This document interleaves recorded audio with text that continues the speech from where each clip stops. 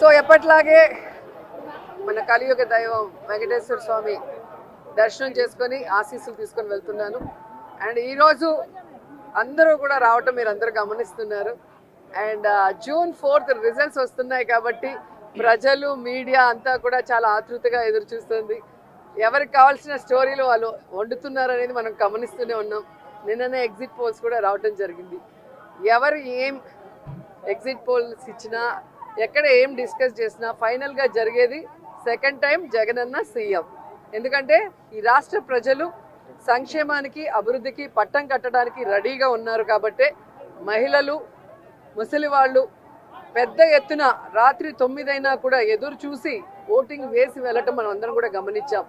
So మనకి స్వాతంత్రం వచ్చిన తర్వాత ఇంత పెద్ద ఎత్తున సంక్షేమాన్ని అభివృద్ధిని ప్రజల కోసం అందించిన ఏకైక ముఖ్యమంత్రి జగన్మోహన్ రెడ్డి గారు. రాష్ట్రం విడిపోయి నష్టాల్లో కష్టాల్లో ఉన్నా కూడా ప్రభుత్వ బాధ్యతగా ప్రజలకి మంచి చేయాలి, రాష్ట్రాన్ని అభివృద్ధి వైపుకు నడిపించాలి అని చిత్తశుద్ధితో పారదర్శక పరిపాలన అందించారు కాబట్టి ఈరోజు మేమంతా కూడా చాలా కాన్ఫిడెంట్గా ఉన్నామన్న విషయాన్ని మీ అందరికీ తెలియజేసుకుంటున్నాను.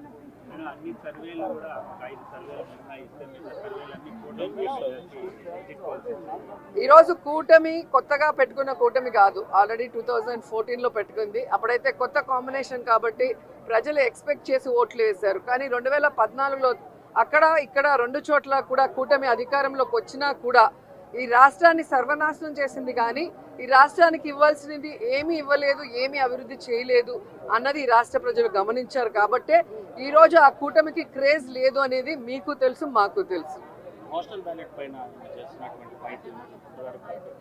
ఖచ్చితంగా ఈరోజు ప్రజలందరూ కూడా గమనించాల్సిన విషయం, వ్యవస్థలు ఏ విధంగా ఈరోజు చంద్రబాబు నాయుడు చేతిలో వాళ్ళు ఇష్టానుసారం చేస్తున్నారో మనం గమనిస్తున్నాం.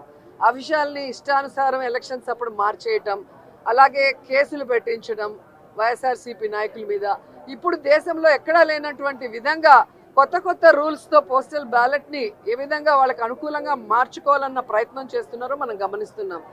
అదే చెప్తున్నా కదా, ఎవరెన్ని దొంగ ఆటలాడినా ఎవరెన్ని వ్యవస్థలను మేనేజ్ చేసినా ప్రజల మనసులో ఉన్న జగన్ గారిని చంద్రబాబు నాయుడు కాదు కదా, ఆయన పుట్టించిన ఖర్జూరపు నాయుడు కూడా మేనేజ్ చేసి మార్చలేడని కూడా ఈ సందర్భంగా తెలియజేసుకుంటున్నాను.